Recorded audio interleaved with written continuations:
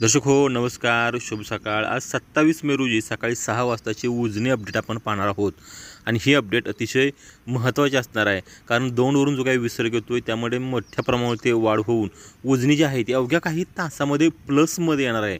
आज सकाळची 6 वाजताची अपडेट आपण पाहिली तर 2 वरून जो काही विसर्ग येतोय तो जवळपास 26,106 क्युसेक्स इतका विसर्ग असून उजनी धरण हे वजा 0.39% इतकं भरले, म्हणजे अवघ्या काही तासामध्ये उजनी धरण हे प्लसमध्ये येणार आहे। पाठीमागच्या 2 ते 3 दिवसापासून उजनी धरण हे -14, 15 किंवा 20% आसपास होतं, ते धरण आता प्लसमध्ये येणार आहे।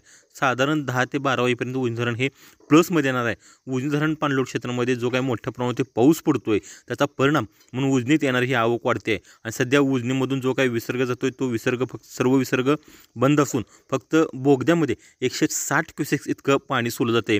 रात्री सायंकाळी 6 वाजता सुद्धा उजनीचा जर आपण विसर्ग पाहिला 2 वरून येणारा तर तो जवळपास 19,328 इतका होता आणि उजनी धरण हे काल वजा 4.73% इतकं भरलं होतं। मात्र आज सकाळी 6च्या अपडेटनुसार उजनी धरणामध्ये येणारी आवक आहे दौंडची ती जवळपास 26,000च्या आसपास गेली आहे आणि उजनी धरण हे वजा 0.39% म्हणजे जवळपास उजनी धरण प्लसमध्ये येते। त्यामुळं सोलापूर जिल्ह्याची वरदायी असणारे उजनी धरण आहे ते आता प्लसकडे वाटचाल करणार आहे। गेल्या वर्षी ऑगस्टमध्ये उजनी धरण हे 100% भरलं होतं आणि त्यानंतर मात्र जोरदार पाऊस होऊन परतीचा पाऊस चांगल्या पद्धतीने झाला होता आणि पूरसदृश्य परिस्थिती निर्माण होऊन उजनी धरणामधून विसर्ग सोडण्यात येत होता। मात्र आज आत्ताची काय परिस्थिती पाहिली तरीसुद्धा अनेक ठिकाणी पावसानं जोरदार हजेर लावली आहे।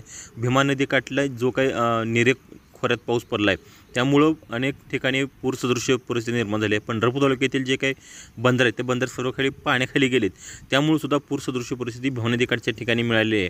मात्र उजनी धरण प्लसमध्ये आल्यानं सोलापूर जिल्ह्यातील शेतकऱ्यांनी मात्र समाधान व्यक्त होत आहे, आनंदात मध्ये आहे।